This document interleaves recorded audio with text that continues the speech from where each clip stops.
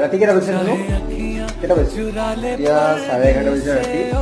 ৰাতি 11:30 বজাত দুটা এটা নিশা খাব পানী আছে, দুটা